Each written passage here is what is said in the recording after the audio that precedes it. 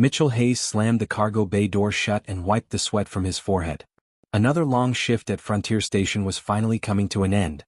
16 hours of loading medical supplies onto freighters wasn't glamorous work, but it kept him fed and gave him a place to sleep far from Earth. Far from memories he'd rather forget. The station hummed with its usual nighttime sounds as Mitchell did his final inspection of Bay 7. Everything seemed normal until he heard something that made him freeze in place.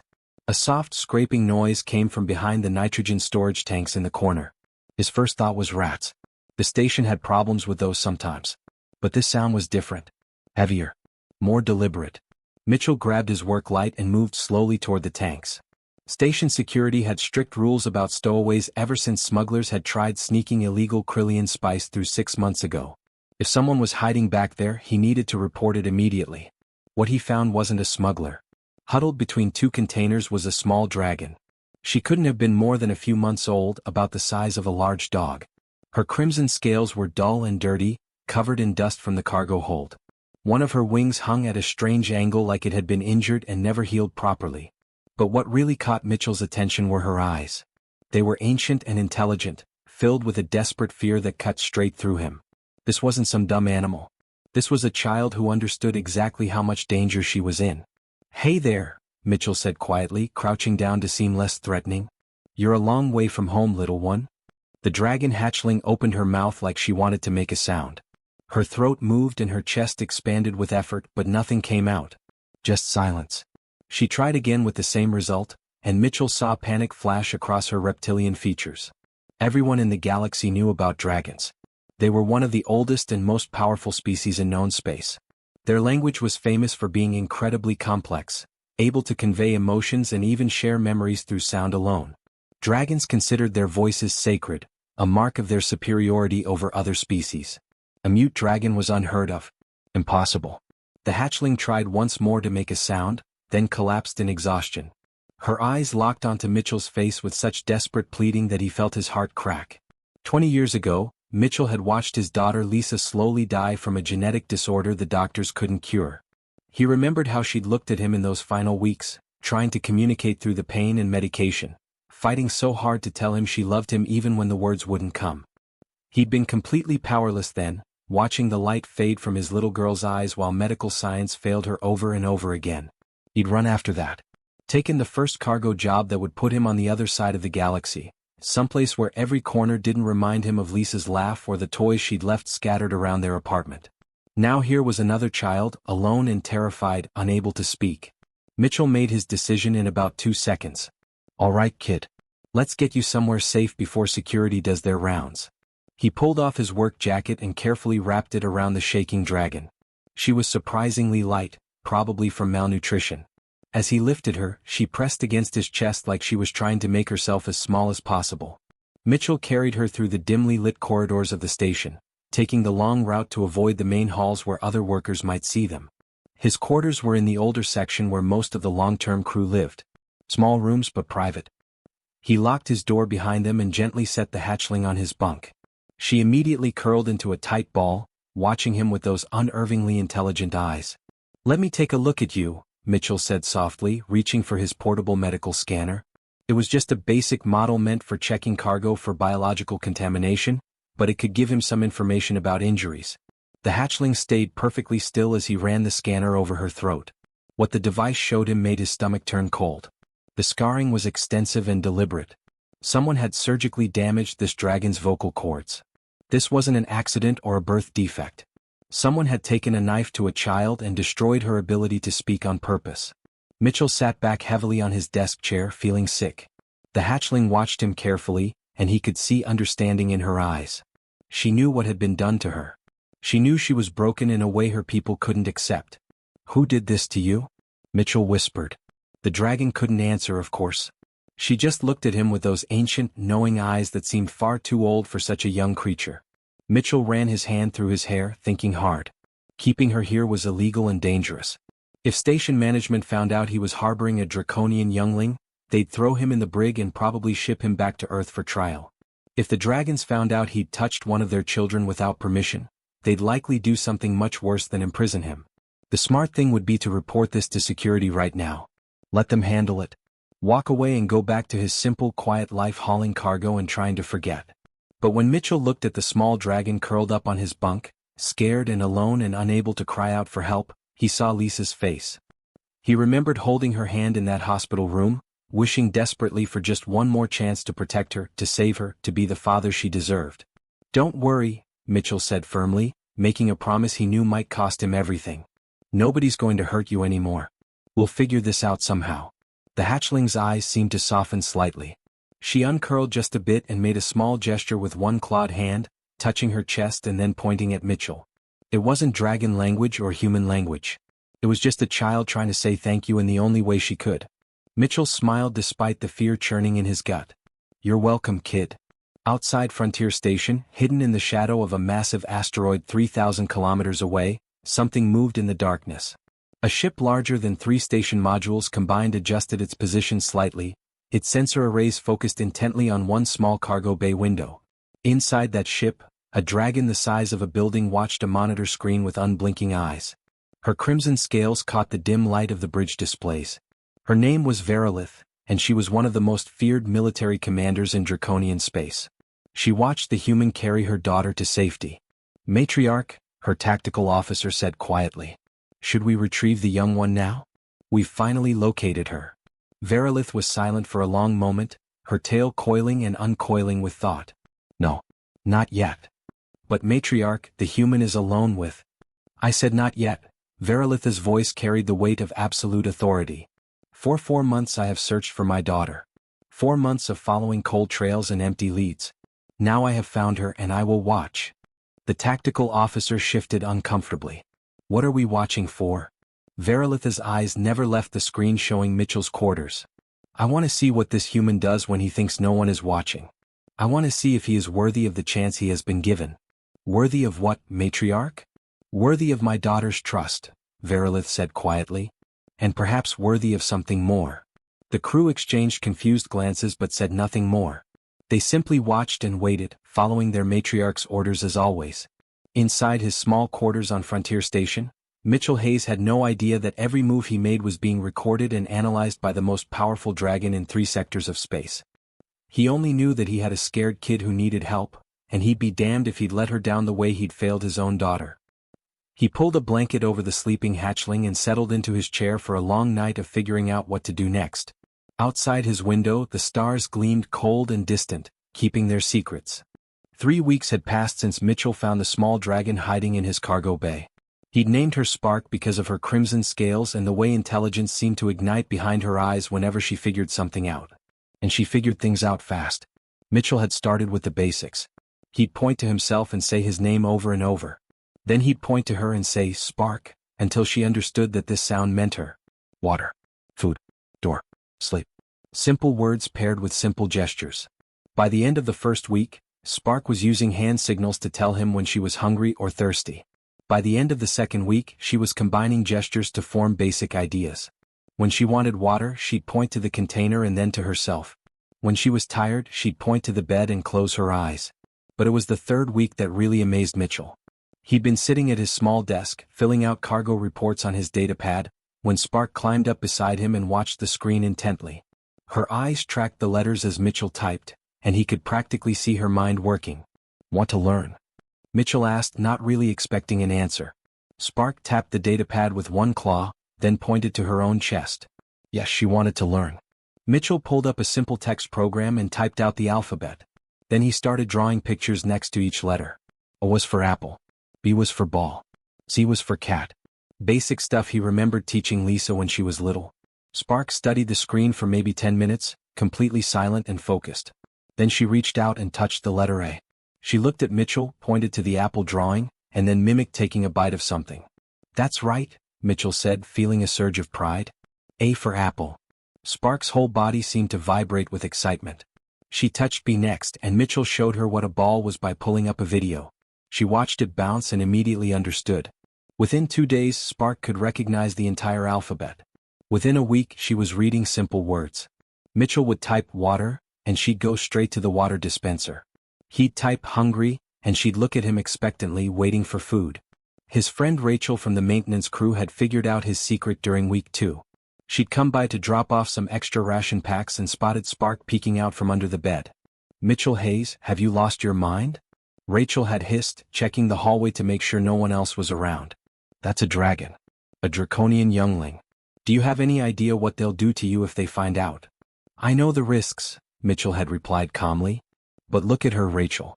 Someone cut her throat so she can't make sounds. Dragons abandon kids who can't speak. They consider them defective." Rachel had looked at Spark, who stared back with those impossibly old eyes. "That doesn't make it your problem." "Maybe not. But I can't just throw her out." Rachel had sighed hard and sat down on the edge of the bed. She'd known Mitchell for almost 8 years now. She'd watched him bury himself in work after his daughter died, taking every extra shift available, volunteering for the worst routes. She understood why he couldn't walk away from a child who needed help. "Fine," Rachel had finally said. "But you need to be more careful. Station security has been asking questions about increased power usage in this section. And someone reported hearing weird noises near your quarters." "I'll be more careful," Mitchell promised. And he had been. He made sure Spark stayed quiet during the day when most of the crew was active. He spread out his supply requests to different vendors so no one would notice he was ordering extra food. He kept his door locked and told people he was working on personal projects that required privacy. But he didn't stop teaching Spark. If anything, he doubled down on it. Mitchell introduced her to music one evening. Old recordings from Earth, everything from classical symphonies to blues guitar. Spark's reaction was immediate and heartbreaking. She pressed one small claw to her damaged throat and her eyes filled with something that looked painfully close to grief. "You wish you could make sounds like that," Mitchell said softly. It wasn't a question. Spark nodded slowly. Then she did something that surprised him. She picked up the datapad and carefully typed out a message with her claws. The letters were shaky but readable. "Want voice." Mitchell felt his chest tighten. He'd been thinking about this for days now, ever since his medical scanner had shown him the extent of the damage. Dragon biology was different from human biology but not completely alien. The basic structures were similar enough that human medical technology might be able to help. "What if," Mitchell said carefully, "we could fix your throat? Human doctors have techniques for repairing damaged vocal cords. It's not easy and it would be risky, but it might work." Spark's eyes went wide. She grabbed the datapad again and typed frantically. "Fix? Really?" "I don't know for sure," Mitchell admitted. "I'm not a doctor. But the station has a medical AI that runs the clinic. If I can convince it to help us, we might have a chance." Spark set down the datapad and wrapped her small arms around Mitchell's waist in what could only be called a hug. Her scales were warm against his skin, and he could feel her whole body trembling with hope and fear. "Hey, it's okay," Mitchell said gently, patting her head. "We'll figure it out together. That's what family does." The word slipped out before he could stop it. Family. But looking down at Spark, Mitchell realized he meant it. This small dragon who couldn't speak, who'd been thrown away by her own people, who learned human letters and gestures just to communicate with him, she felt like family in a way nothing had since Lisa died. Rachel helped him access the medical database that night.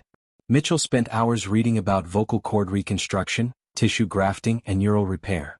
Most of it was over his head, but the basic principle seemed sound. If they could bridge the damaged sections with synthetic tissue and stimulate nerve regeneration, Spark might be able to produce sound again. The next morning, Mitchell showed Spark what he'd learned. He pulled up diagrams of throats, both human and dragon, showing her where the damage was and how they might fix it. Spark studied every image carefully. Then she typed a question. "Dangerous?" "Yes," Mitchell answered honestly. "Very dangerous. The surgery could fail. The station AI might refuse to help. And if anyone finds out what we're doing, they'll stop us." Spark thought about this for a long time.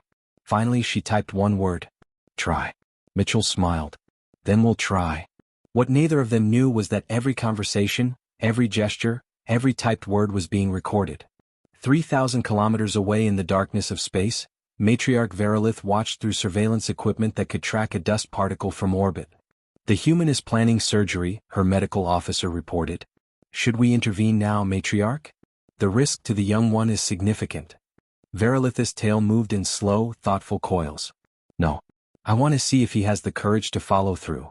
But if the procedure fails, then I will know the human is merely kind, not capable," Verilith interrupted.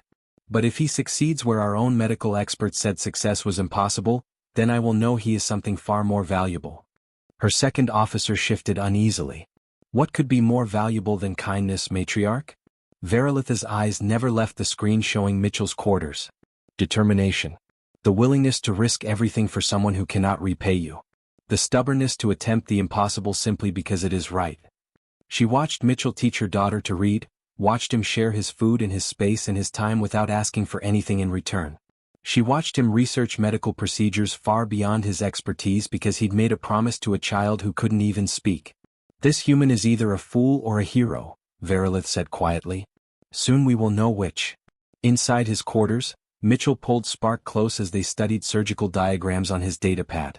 Outside, the stars burned cold and bright, witnesses to a bond forming between two beings who should never have met, who came from worlds so different they might as well have been from separate universes. But compassion doesn't need a common language. Love doesn't require the same biology. And sometimes the most important family isn't the one you're born into, but the one you choose to build from broken pieces and impossible hope. Mitchell looked at Spark and made a silent promise. Whatever it took, whatever the risk, he'd give this kid her voice back. Or he'd die trying. The medical bay was completely dark except for the soft blue glow of diagnostic equipment. Mitchell's hands wouldn't stop shaking as he laid out the surgical tools on the sterile tray. He'd never performed surgery before. Hell, he'd barely passed basic first aid training back when he started working cargo. But here he was at 2 a.m, about to attempt a procedure that dragon doctors had probably declared impossible. Procedure risk assessment remains at 64% failure rate, the medical AI named Iris announced in her calm, clinical voice. I must remind you that I am not programmed for xenobiological surgery on draconian species. My databases contain limited information on their physiology. I know, Mitchell said, trying to keep his voice steady. But you're the best chance we've got. On the medical table, Spark lay unconscious under a mild sedative. Mitchell had spent 2 days calculating the correct dosage for her size and metabolism. Too little and she'd wake up during the procedure. Too much and she might never wake up at all. Rachel stood guard outside the medical bay door, her portable scanner tracking anyone who moved through the nearby corridors. If security came by on their rounds, she'd trigger the emergency alarm in Section C to draw them away. It would only buy them a few minutes, but that might be enough to hide what they were doing. Mitchell activated the neural microscope and leaned in close to examine Spark's throat. The scarring was even worse under magnification. Whoever had done this to her had been thorough and precise, cutting through specific vocal cord structures while leaving everything else intact. This wasn't some accident or rough injury. This was calculated mutilation. Beginning tissue mapping, Iris reported. Identifying damage sites now. Mitchell watched as holographic overlays appeared above Spark's throat, showing the extent of the destroyed tissue in red. There were 4 major sections that needed repair. Human polymer grafts could bridge 3 of them, but the 4th section would require cellular regeneration that might not work on dragon biology. Iris, what are the odds that the regeneration serum will take on her cells? Insufficient data for accurate prediction. Draconian cellular structure shares approximately 72% similarity with human tissue. The serum may work or it may cause rejection and inflammation. So basically a coin flip, Mitchell muttered. That is a crude but essentially accurate assessment. Mitchell picked up the first surgical tool, a precision laser for making the initial incisions. His hand was still shaking. He set it down and took several deep breaths, trying to center himself. You can do this, he whispered to himself. Lisa needed you and you couldn't help her. But Spark needs you now and you can help. You can do this. The shaking stopped. Mitchell picked up the laser again and began to work. The first hour was all about clearing away the scar tissue without damaging the healthy structures around it. Iris guided his hand with overlay indicators, showing him exactly where to cut and how deep. Mitchell worked with agonizing slowness, removing damaged tissue layer by microscopic layer. First graft site prepared, Iris announced. You may begin polymer application. Mitchell loaded the medical polymer into an injection gun. This stuff was designed to act as temporary scaffolding for human tissue to grow on. Whether it would work for dragon tissue was anyone's guess. He positioned the injector and squeezed the trigger gently, watching as the clear gel filled the gap in Spark's vocal cord. Graft 1 stable, Iris reported. Proceeding to Site 2. As Mitchell worked on the second damaged section, alarms suddenly blared throughout the station. Rachel's voice crackled over his comm unit, tense and urgent. Mitch, we've got a situation.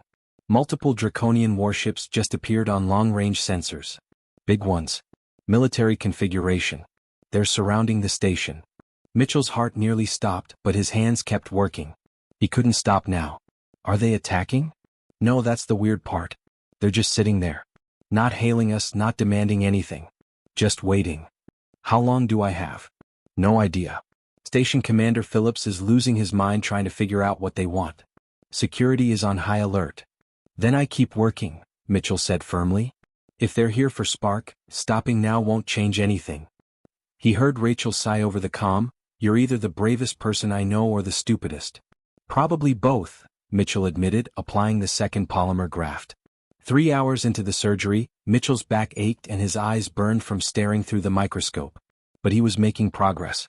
3 of the 4 damaged sections were bridged with polymer grafts. The synthetic tissue looked stable, holding its shape and beginning to integrate with the surrounding dragon cells. Now came the hard part. The 4th section couldn't be fixed with polymer alone. The damage went too deep, destroying not just the vocal cord tissue but the neural connections that controlled it. This required the experimental regeneration serum that Mitchell had found in Iris's research files. The serum worked by activating dormant stem cells and directing them to rebuild damaged tissue. It had a 70% success rate in humans. In dragons it had never been tested. Iris, load the regeneration protocol. Warning, the AI said. This procedure has unknown risk factors for non-human species. Potential complications include tissue rejection, uncontrolled cell growth, inflammatory response, or systemic toxicity. Yeah, I read the file. Do it anyway. Mitchell carefully injected the serum directly into the damaged area, watching as the blue liquid spread through Spark's tissue. For several long seconds nothing happened. Then the holographic display started showing cellular activity. The serum was working, triggering stem cells to wake up and begin rebuilding. Cell division detected, Iris reported. Neural pathways regenerating. Tissue growth within acceptable parameters. Mitchell let out a breath he didn't know he'd been holding. Keep monitoring. Let me know immediately if anything goes wrong. He spent the next hour finishing the delicate work of connecting the new tissue to the existing structures, ensuring that when Spark's brain sent signals to her vocal cords, the messages would actually reach their destination. It was like rewiring a complex circuit board, except every wire was made of living cells and one mistake could leave her mute forever. Finally, Mitchell sealed the incision with bioadhesive and stepped back from the table. His shirt was soaked with sweat and his hands ached from the fine motor control required for surgery. Procedure complete, Iris announced. All grafts stable. Regeneration progressing normally. Beginning sedative reversal. Wait, Mitchell said quickly. Let me check everything one more time. He examined every repair site, every graft, every connection. Everything looked good. Better than good, actually. The polymer was integrating beautifully with Spark's tissue, and the regeneration serum was building new cells at a steady, healthy rate. Okay, Mitchell said softly. Wake her up. Slowly. Iris administered the reversal agent, and Mitchell watched Spark's vital signs carefully. Her breathing changed first, becoming deeper and more regular. Then her eyes started moving behind closed lids. Finally, those ancient reptilian eyes opened and focused on Mitchell's face. Spark looked confused for a moment, like she couldn't remember where she was. Then recognition flooded her expression and she relaxed. Easy, kid, Mitchell said gently, helping her sit up. Don't try to talk yet. Your throat needs time to heal. But Spark's eyes were locked on Mitchell with intense determination. She'd waited weeks for this moment. She trusted him to cut open her throat and try to fix what her own people said was unfixable. She wasn't going to wait any longer. Spark opened her mouth. Mitchell could see her throat working, pushing air through her repaired vocal cords. For one terrible second he thought it hadn't worked, that all of this had been for nothing. Then sound came out. Quiet and raspy, barely more than a whisper, but it was real sound produced by her own voice. Mitch-L. His name. She'd said his name. Mitchell's vision went blurry with tears. Yeah, kid. I'm right here. Spark reached out with one small claw and touched his face, like she couldn't quite believe this was real. Her voice came again, stronger this time. Thank you. Mitchell pulled her into a careful hug, mindful of her healing throat. You're welcome, Spark. You're so welcome. Rachel's voice came over the comm again. Mitch, the dragon ships are moving. They're launching a shuttle toward the station. I think they're coming for you. Mitchell looked down at Spark, who pressed close to him with complete trust. Whatever happened next, whatever the dragons did to him, it had been worth it. He'd given this kid her voice back. He'd kept his promise. 3,000 kilometers away, aboard the flagship Crimson Honor, Matriarch Verilith stood motionless as she watched her daughter speak for the first time in 4 months. Matriarch, her second officer said quietly. Your orders? Verilith's voice was thick with emotion. Bring him to me. The human has earned an audience. The Draconian shuttle docked with Frontier Station at exactly 6 in the morning. Mitchell stood in the main airlock with Spark pressed against his leg, both of them watching the massive vessel connect with their station through the viewport. Behind them, Rachel shifted nervously while Station Commander Phillips looked like he might pass out from stress. Mr. Hayes, Phillips said in a tight voice, I want to make something very clear.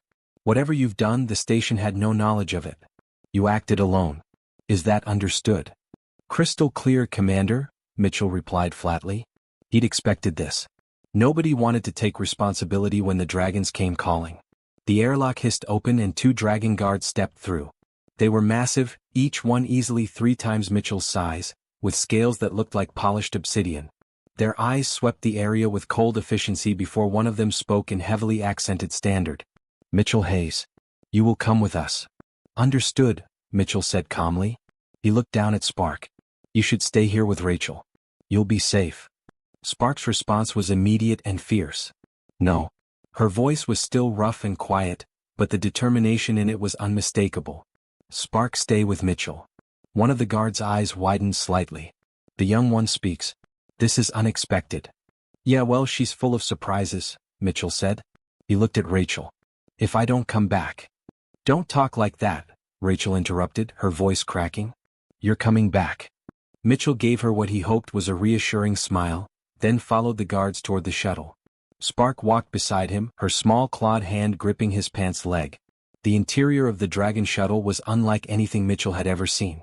The walls appeared to be carved from a single piece of crystal that pulsed with soft light. Everything was scaled for beings much larger than humans, making Mitchell feel like a child walking through a cathedral built for giants. They walked through corridors that seemed to stretch forever, past other dragons who stopped to stare at the human and the small hatchling walking together. Mitchell heard whispers in the dragon language, though he couldn't understand the words. The tone was clear enough though. Confusion. Some anger. Finally, they entered a chamber so vast that Mitchell couldn't see the ceiling. Dozens of dragons perched on elevated platforms carved into the walls, their scales ranging from gold to deep purple to midnight black. The temperature in the room was at least 10 degrees warmer than the corridors, and the air smelled like burning metal. At the center of the chamber, coiled on a throne made of silver stone, was the largest dragon Mitchell had ever imagined. Her crimson scales were identical to Spark's, and her eyes held the same ancient intelligence. But where Spark was small and vulnerable, this dragon radiated raw power that made every instinct in Mitchell's body scream at him to run. Mitchell Hayes. The dragon's voice wasn't loud, but it filled the entire chamber like rolling thunder. I am Verilith, matriarch of the Crimson Clan and High Commander of the Third Fleet. The youngling you call Spark is my daughter. Mitchell's mouth went dry, but he forced himself to stand straight and meet those enormous eyes. Then I apologize for any offense I've caused, matriarch. I was only trying to help her. Help? A different voice cut in sharp and angry. Mitchell looked up to see a smaller dragon with elaborate gold markings glaring down at him from a side platform. You laid your primitive hands on a noble of draconian blood without permission. You performed surgery using techniques not approved by our medical authorities. You have committed grave offenses against our people. With respect, Mitchell said carefully, I found your noble lying in my cargo bay, starving and terrified.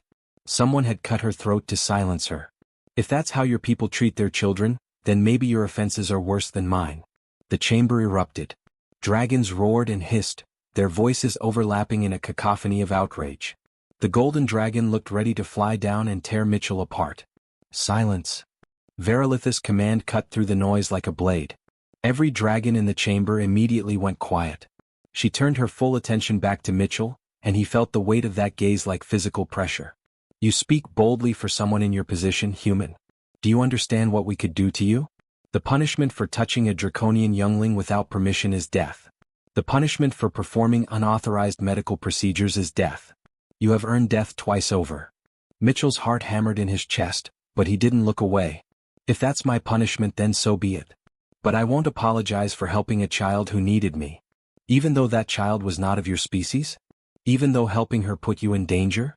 Especially because of that, Mitchell said firmly. The fact that she wasn't human, the fact that her own people had given up on her, that made it more important to help, not less. Verilith studied him in silence for a long moment. You know what my daughter is, Mitchell Hayes? In our culture, a dragon who cannot speak is considered defective. Unfit for inheritance. Unfit for society. When she was stolen by rivals and her throat was cut, our law said she was no longer worthy of our protection. Then your laws are wrong, Mitchell said flatly. More outraged roars from the assembled dragons, but Verilith raised one massive claw and they fell silent again. My daughter was taken from me 4 months ago by members of a rival clan. They did this to her to weaken my political position, to shame me by making my heir defective. By our own laws I could not search for her officially. A mute dragon has no value. Verilith's voice grew colder. I searched anyway. I followed every rumor, every whisper, every possible lead. And when I finally found her, she was with you. So I watched, Mitchell Hayes. For 3 weeks, I watched through surveillance systems to see what you would do with a helpless dragon in your power. Mitchell felt ice run down his spine. She'd been watching the whole time. I watched you feed her your own rations. I watched you teach her to communicate using your written language. I watched you research medical procedures far beyond your expertise because you made a promise to her. And then I watched you risk everything to give her back what my own people said she could never have again. Verilith leaned forward, her enormous head now level with Mitchell. Tell me, human. Why did you do all of this? What did you hope to gain? I didn't hope to gain anything, Mitchell said quietly. I have a daughter. Had a daughter. Lisa. She died 6 years ago from a disease I couldn't cure. I watched her slip away while I stood there completely powerless. His voice cracked slightly. When I found Spark, I saw another child who was suffering, who needed help. I couldn't save Lisa, but maybe I could save Spark. Maybe I could do for her what I couldn't do for my own daughter. The chamber had gone completely still. Every dragon was listening now. I didn't care that she wasn't human. I didn't care about your laws or your politics. I just saw a scared kid who'd been hurt and thrown away, and I couldn't walk past that. I wouldn't walk past that. Before anyone could respond, Spark stepped forward. Her small form was dwarfed by the massive dragons around her, but she walked toward her mother with her head held high. Mother. Her voice was still raspy but clear enough to carry through the silent chamber. Verilith's entire body went rigid. This was the first time she'd heard her daughter's voice in 4 months. Spark continued, her words halting but determined. Spark was lost. Hurt. Scared. Dragons left Spark to die. Mitchell found Spark. Gave food. Gave safety. Gave love. Tears, actual tears, welled up in Spark's reptilian eyes. Mitchell gave voice. Mitchell is family now. She turned to face the assembled dragons, her small body trembling but her voice unwavering. Mother punish Mitchell, mother punish daughter too. Mother say Spark worthless. Mitchell say Spark precious. The golden dragon tried to speak. Young one, you don't understand what your Spark understands. Her voice rose, stronger now. Dragons cut Spark's throat. Dragons said Spark broken. Dragons left Spark alone. Only Mitchell cared. Only Mitchell tried. Only Mitchell saw Spark was worth saving. She looked back at her mother, and Mitchell saw something that looked like a dragon's version of a sad smile. Mitchell is better dragon than dragons. The chamber erupted again, but this time Verilith didn't silence them. She sat motionless on her throne, staring at her daughter with an expression Mitchell couldn't read. Was it anger? Pride? Shame? Finally Verilith began to move, her massive form uncoiling from the throne and flowing down toward where Mitchell and Spark stood. Verilith descended from her throne with a grace that seemed impossible for something so massive. Her crimson scales caught the light as she moved, creating patterns that rippled across her body like liquid fire. Every dragon in the chamber watched in absolute silence as their matriarch approached the human and her daughter. Mitchell's instincts screamed at him to run, but he stood his ground. If this was the end, he'd face it standing up. Beside him, Spark pressed closer but didn't retreat either. Verilith stopped just a few feet away, her enormous head hovering above them. For a long moment, she simply stared at Mitchell with those ancient, unreadable eyes. Then, slowly, deliberately, she lowered her head until her snout nearly touched the floor. The chamber erupted in shocked gasps and whispers. Mitchell had no idea what was happening, but from the reactions around him, it was clearly significant. Verilith raised her head and spoke, her voice carrying none of the cold authority from before. Now it was thick with emotion that Mitchell couldn't quite identify. Mitchell Hayes, what you have just witnessed is a gesture of profound respect in our culture. It is given only to those who have demonstrated extraordinary honor and courage. She paused, her eyes glistening. You have shown virtues that shame my own people. The golden dragon from earlier tried to protest. Matriarch, this is highly irregular. Our traditions clearly state. Our traditions, Verilitha's voice cut through like ice, allowed my daughter to be mutilated and abandoned. Our traditions declared a child worthless because she could not make our sounds. Our traditions would have let her die alone and terrified in a cargo bay while we did nothing. She turned to address the assembled dragons, her voice rising with each word. For 10,000 years, we have called ourselves the pinnacle of civilization. We look at other species with contempt. We call them lesser, primitive, barely worthy of acknowledgement. We pride ourselves on our advanced culture, our sophisticated language, our superior way of life. Verilitha's tail lashed against the stone floor with a crack that echoed through the chamber. And yet when one of our own children needed help, it was a human, a species we barely acknowledge as intelligent, who risked everything to save her. While we debated laws and traditions, this cargo worker gave up his safety, his career, his freedom, and nearly his life to help a child who wasn't even his species. She looked directly at the golden dragon. Tell me, Chancellor Raxith, which of you would have done what Mitchell Hayes did? Which of you would have sacrificed your position to save a defective hatchling? Which of you would have spent weeks teaching her to communicate, researching medicine you barely understood, performing surgery you had no training for, all without any expectation of reward? Raxith opened his mouth but no words came out. Around the chamber, dragons shifted uncomfortably, avoiding Verilitha's gaze. That is what I thought, Verilith said quietly. She turned back to Mitchell. You asked earlier if you had offended us. The truth is, Mitchell Hayes, you have given us the greatest offense possible. You have shown us what we have become. You held a mirror to our civilization and revealed that beneath all our pride and tradition, we have forgotten the most basic virtue of all. What virtue is that? Mitchell asked softly. Compassion without condition. The willingness to help those whose society deems unworthy. The courage to do what is right even when everything says you should walk away. Verilitha's voice dropped to something almost gentle. You saved my daughter when I could not. You gave her back her voice when our own medical experts said it was impossible. You taught her that she has value when her own people said she had none. Verilith straightened to her full height and announced in a voice that rang through the chamber. By the ancient rights of the Crimson Clan, I declare Mitchell Hayes to be kin-chosen. He is family now, bound to us not by blood but by deed. No dragon may harm him. No law may punish him. He stands under the protection of my clan and, by extension, under the protection of the Third Fleet.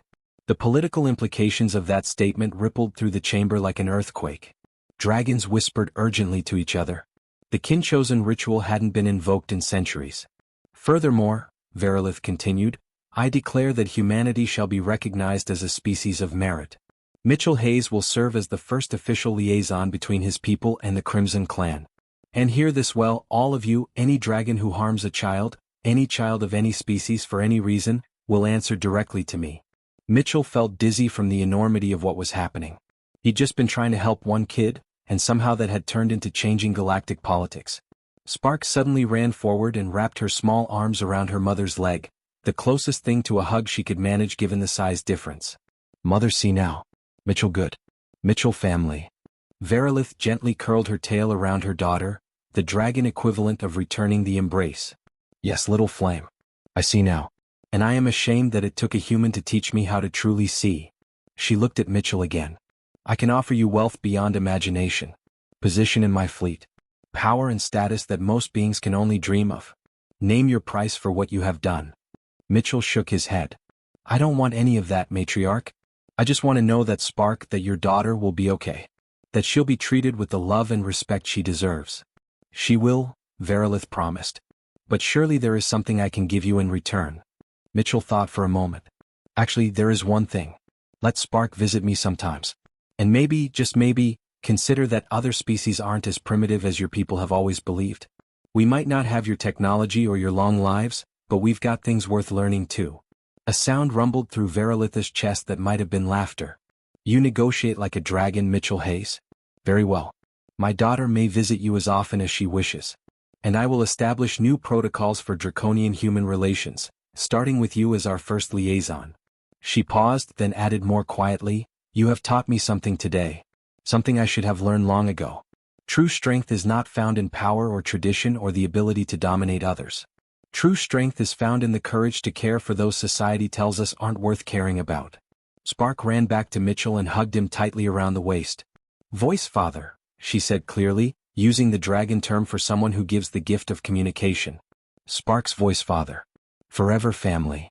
Mitchell knelt down and hugged her back, not caring that every dragon in the chamber was watching. Forever family, kid. I promise. 2 weeks later, Mitchell stood in his cargo bay watching the stars through the viewport. Rachel joined him with 2 cups of coffee, shaking her head in disbelief. So let me get this straight. You're now some kind of galactic diplomat. The dragons have opened official relations with Earth for the first time in history. 3 universities want to study your surgical technique. And you've got a dragon princess who sends you voice messages every single day. Mitchell smiled, pulling up his datapad to show her the latest message. Spark's voice came through much stronger now, singing a simple Earth song he'd taught her. Behind her voice, he could hear Verilith humming along. She's doing well, Mitchell said. Learning new songs every day. Verilith says she won't stop talking now, makes up for lost time. You changed everything, Mitch. The whole galaxy is different because you couldn't walk past a kid who needed help. Mitchell sipped his coffee and looked out at the stars. I didn't change anything. I just did what anyone should do. The universe decided to make a big deal out of basic decency, that's all. Rachel laughed. Basic decency. You performed unauthorized surgery on an alien in the middle of the night while warships surrounded the station. That's a little more than basic. Maybe, Mitchell admitted. But it was still the right thing to do. Aboard the Crimson Honor, Spark practiced her vocalizations with her mother, her voice growing richer and more confident each day. But she still loved telling stories about Mitchell, about his patience and kindness and his stubborn refusal to give up on her. Verilith listened to every word, truly listened in a way she hadn't before. And she wondered how many other truths her people had missed in their certainty of superiority. How many other species held wisdom they dismissed? How many acts of courage had they overlooked because they came from beings they considered beneath them? Mother, Spark asked, interrupting her thoughts. Can Mitchell visit for my naming ceremony? And can we bring him those purple star fruits from the 3rd moon? You really like those. Verilith's deep rumbling laugh filled the chamber. We can bring him an entire garden of them if you wish, little flame. As the flagship prepared for its next journey, Verilith made a silent vow. She would honor Mitchell's gift not just by protecting Spark, but by teaching her people the lesson a simple cargo worker had taught her. That true civilization isn't measured in technology or military power or ancient traditions. It's measured in the willingness to help those who can't help themselves. To see value where others see only defects. To love beyond all boundaries of biology and culture. In the vast darkness between stars, one human's compassion had built a bridge between species that had never understood each other. All because Mitchell Hayes looked at a suffering child and said the most powerful words in any language. I can help. Sometimes the most extraordinary changes begin with the most ordinary kindness. And sometimes the strongest family bonds are forged not by blood or species, but by the simple courage to care when everyone else has walked away. Mitchell watched Spark's ship disappear into the star field, knowing she'd be back to visit soon. Behind him, Rachel asked if he realized he'd just changed galactic history forever. Mitchell just smiled and went back to work. He had cargo to load and somewhere out there maybe another kid who needed help. Because that's what family did. They showed up. They cared. They never walked away. And in the end, that was the only thing that really mattered.